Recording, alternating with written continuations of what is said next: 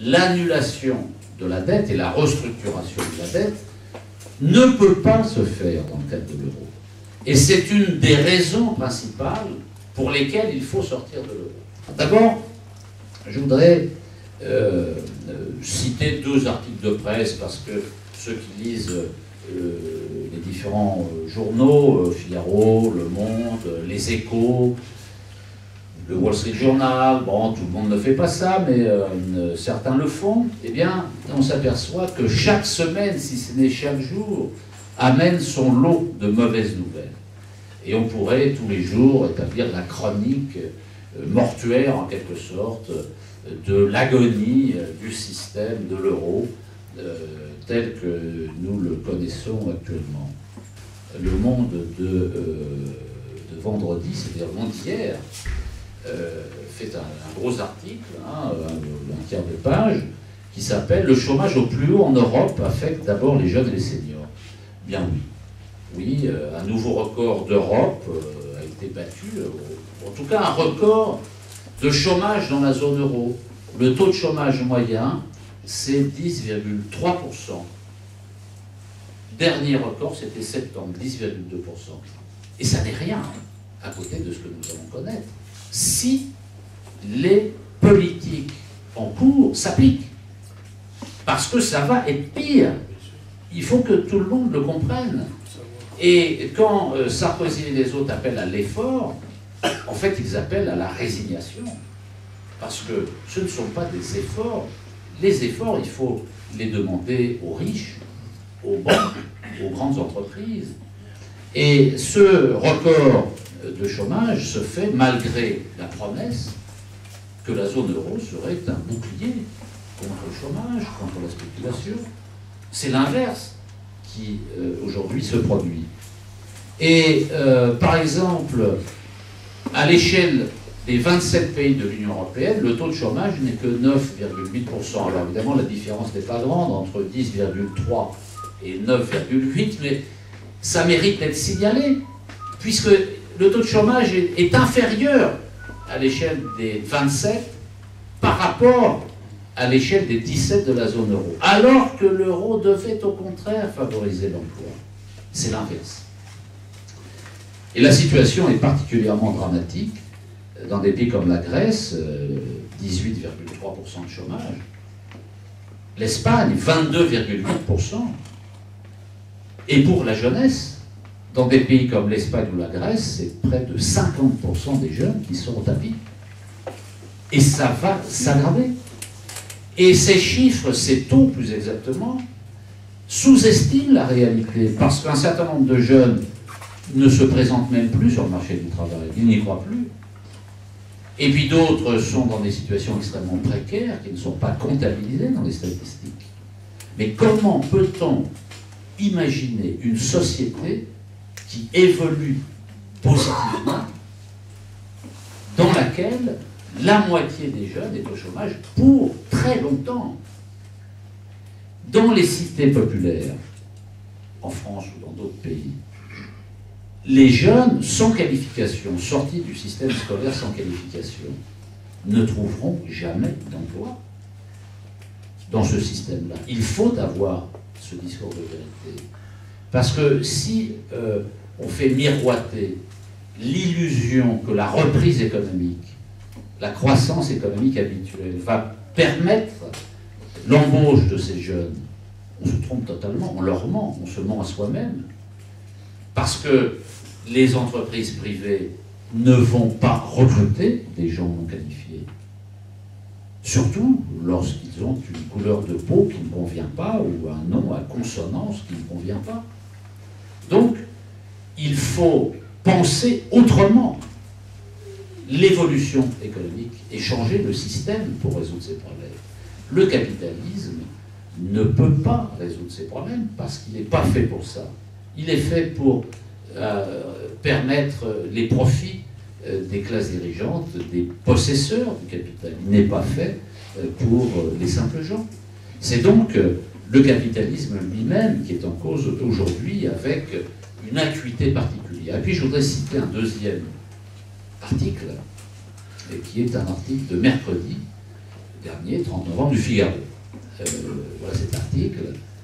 Le titre, c'est « Quand les entreprises testent les scénarios d'un éclatement de la zone euro ». Voilà. Que dit cet article?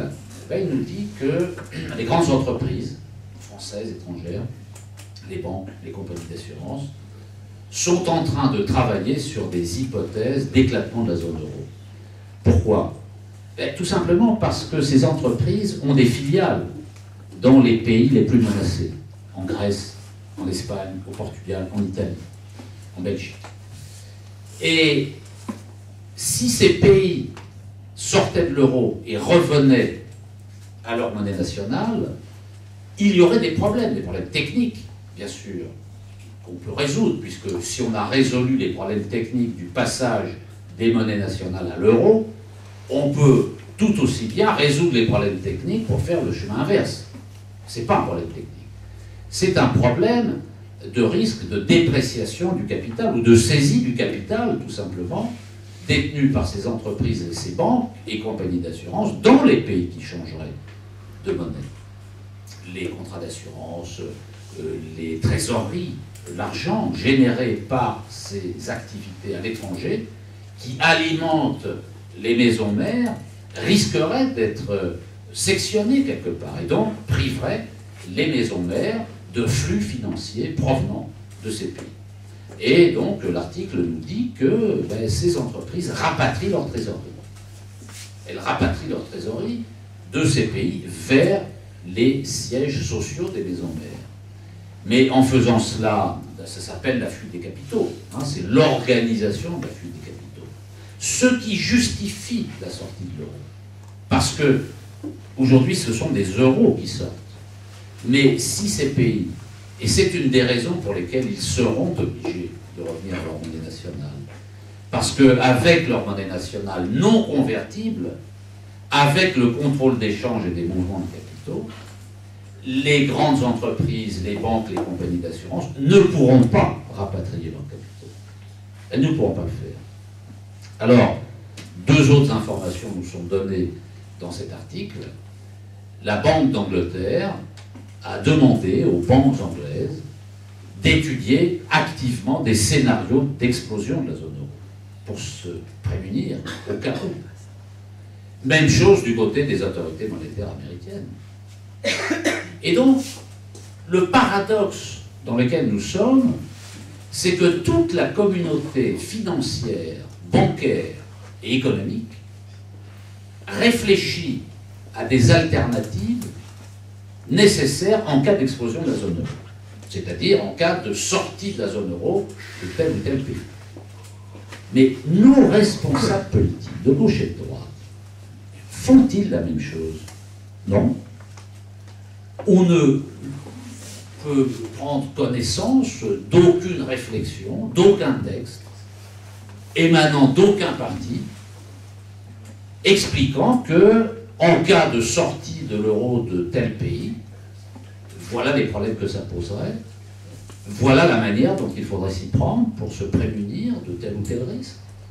C'est-à-dire qu'il y a une sorte d'omerta organisée entre la gauche et la droite, toute la gauche et toute la droite, pour ne pas parler de cette hypothèse, de plus en plus crédible, puisque même les forces les plus conservatrices de la banque, de la finance, de l'entreprise, elles y pensent.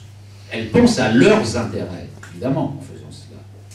Mais les partis politiques sont censés défendre l'intérêt national et l'intérêt, donc, de la population. Il y a une lacune politique dans ce pays, comme d'ailleurs dans d'autres pays. Et puis j'ajoute un dernier mot pour renforcer l'optimisme ambiant, qui est que on nous disait que l'Allemagne était finalement le pays qui était à l'abri, qui était le socle sur lequel on pouvait s'appuyer finalement pour se redresser. Mais c'est fini. C'est fini depuis la semaine dernière. C'est pas vieux. Que s'est-il passé la semaine dernière, que certains médias d'ailleurs ont masqué, et qui mériterait pourtant de longues explications?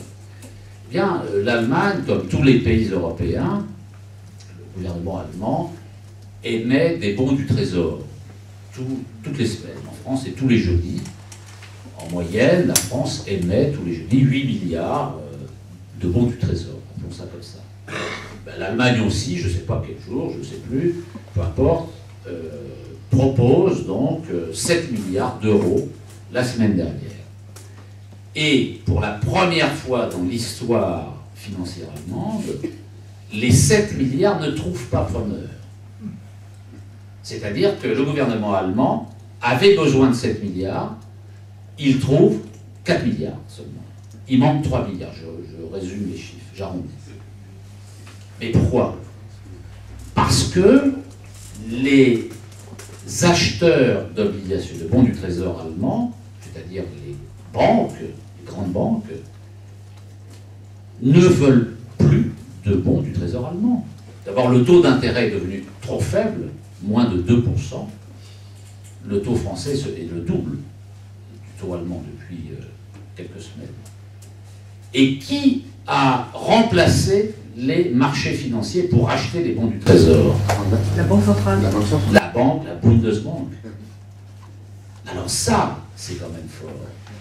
Parce que Madame Merkel fait un blocus total sur la Banque centrale européenne pour lui interdire de prêter directement, c'est-à-dire d'acheter des bons du Trésor grec, par exemple. Ce qui aurait été une solution, je dirais, transitoire. Ce n'est pas l'idéal, mais ça aurait permis d'avoir un petit ballon d'oxygène et de trouver d'autres solutions. Mais ce que Mme Merkel interdit à la Banque centrale européenne, Mme Merkel l'autorise à la Bundesbank.